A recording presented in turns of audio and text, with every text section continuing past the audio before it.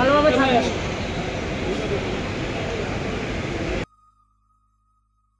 Husband আসার আগে যখন বলেছিল যে এই বছর আমার 3.5 মাস ছুটি আছে, সত্যি তখন এত ভালো লেগেছিল।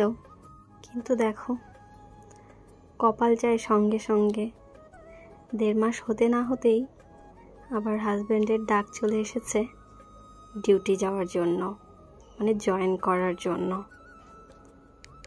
আজকে ফাইনালি সেই দিন যেদিন তোমাদের দাদা ভাই জাপানের উদ্দেশ্যে রওনা দিয়েছে কলকাতা থেকে। আজ অনেকটা মন খারাপ নিয়ে হাজব্যান্ডকে বিদায় দিলেও সত্যি বলছি, মনে মনে একটু একটু আনন্দও হচ্ছে। 5 মাস দেখতে দেখতেই কেটে যাবে। আর সব থেকে আনন্দের খবর যেটা, সেটা তোমাদের সাথে আগেই শেয়ার করেছি, যে তোমাদের দাদা ভাই অর্থাৎ আমার হাজব্যান্ডের প্রমোশন হয়েছে। কাল রাতেও তোমাদের দাদা ভাই ঘুমিয়ে যাওয়ার পরে চোখ বেয়ে বেয়ে আপনি আপনি জল পড়ছিল, কিন্তু কিছু করার নেই। ডিউটি তো জয়েন করতেই হবে, যেতেই হবে। সময় খুব তাড়াতাড়ি চলে যায়, 5 মাসও দেখতে দেখতে কেটে যাবে।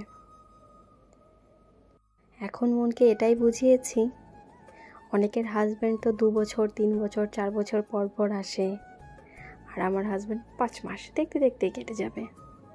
কিন্তু শত কান্নার মাঝেও, মানে শত হাসি, শত সারাদিন কাজ করার মাঝেও যখন এয়ারপোর্টের গেট দিয়ে তোমাদের দাদাভাই ঢুকে যায়, সেই সময়টায় আর নিজেকে কন্ট্রোল করা যায় না। শুধু আমি না, কেউই হয়তো পারে না। প্রত্যেক বছর আগের দিন রাতের থেকেই কান্নাকাটি শুরু হয়ে যায়, বা 2-3 দিন আগের থেকেই কান্নাকাটি শুরু হয়ে যায়। কিন্তু এবছর আমি কেঁদেছি তোমাদের দাদাভাইয়ের চোখের আড়ালে। আমাদের বাড়ি থেকে এয়ারপোর্ট 15 থেকে 20 মিনিটের রাস্তা, খুব বেশি দূরে নয়। এমন অনেক অনেক লোক আছে যাদের এয়ারপোর্ট যেতে 4 ঘন্টা 5 ঘন্টা, বা অনেকে আগের দিনও এসে হোটেলে থাকে। আমাদের সেই রকম কোনো সিস্টেম নেই বলতে প্রয়োজন নেই, কারণ আমাদের বাড়ি থেকে মাত্র 15 থেকে 20 মিনিটের পথ হচ্ছে এয়ারপোর্ট। তাই খুব তাড়াতাড়ি আমরা চলে যাই এয়ারপোর্টে। এই এয়ারপোর্টটা আমাদের কাছে মনে হয় বাড়ির মতো হয়ে গেছে। যতবার আসে সবাই আমরা যাই, আবার যতবার সবাই চলে যায় ততবার সবাইকে ছাড়তে যাই। সত্যি আসার সময়গুলো খুব ভালোভাবে কত তাড়াতাড়ি কেটে যায়। এয়ারপোর্টের গেটে ঢুকে সত্যি মনকে অনেকটা শক্ত করে রেখেছিলাম, কাঁদবো না। এবছর আমি কিছুতেই কাঁদবো না, মনকে শক্ত করে ধরে রেখেছিলাম। আর আরশি একটু পরপর, মানে প্রত্যেকবারই যেহেতু কান্নাকাটি দেখে আর সবাইকে বলে মা খুব কেঁদেছে, আরশির বাবাও বলে যে কেঁদো না। প্রত্যেক বছর হয়তো ওরও অনেকটাই মন খারাপ হয়, এই বছরও হচ্ছে। তবে ওই যে 5 মাস দেখতে দেখতে কেটে যাবে, এটা ভেবেই আবার আনন্দ হচ্ছে। দেখতে দেখতে অলমোস্ট সময় চলেই যায়, তাই না? প্রত্যেক বছর হয়তো বা 8-9 মাসও খুব তাড়াতাড়ি কেটে যায়, কিন্তু ওই যাওয়ার পরে যে মেমোরিগুলো, সেগুলো খুব মনে পড়ে। এটাই কষ্ট হয়। জানো তো, তোমাদের দাদা ভাই মানে আরশির বাবা সবসময় আমাকে একটা কথা বলে যে দেখো, যখন আমরা ছুটিতে আসি পুরোটা সময়, 1 মাস বলো, 1.5 মাস বলো, 2 মাস বলো, 3 মাস বলো, মানে যার যতদিন ছুটি হয় পুরোটা সময় আমরা তোমাদের সাথে কাটাই। কিন্তু এখানে যারা চাকরি করে তারা হয়তো বা সকালবেলা ঘুম থেকে উঠে অফিসে যায়, বাড়িতে থাকে, কিন্তু তারাও কিন্তু ফ্যামিলিকে সময় দিতে পারে না। ওই রাতে 10টা 8টার সময় ফেরে, 9টার সময় ফেরে।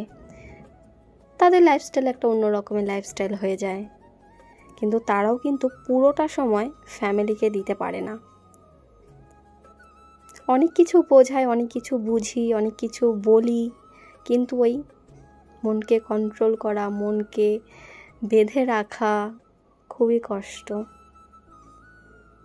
যখন তোমাদের দাদাভাইকে ছেড়ে আসি এয়ারপোর্ট থেকে, তখন জানো তো ঘরে আর ঢুকতে ইচ্ছা করে না, খুব কষ্ট হয়।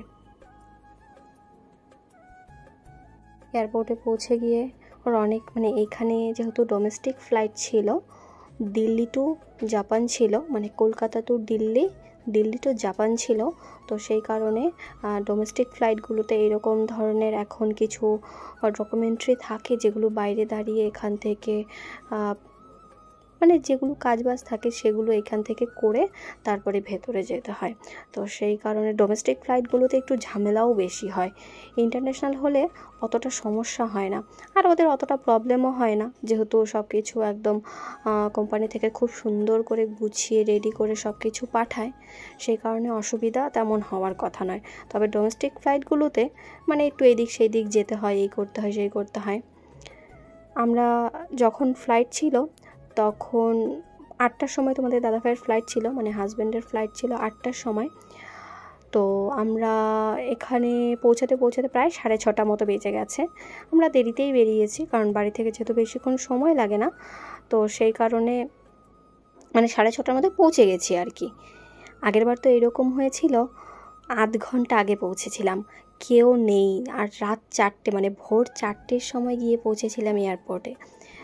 ফ্লাইট ছিল 4:30টার সময়, দেখি কেউ নেই, পুরো মানে সব কিছু ক্লোজ হয়ে গেছে। খুব ভয় পেয়ে গেছিলো সেই বছর। এবছর থেকে মানে তার পরের বছর থেকে একটু আগেই বেরাচ্ছি বাড়ি থেকে, মানে ঘন্টা 2 হাতে নিয়ে তারপরে বেরাই। যাই হোক, এসে এখানে তোমাদের দাদাভাই এখন ঢুকে যাচ্ছে। কেমন ফিল হচ্ছে তোমাদের?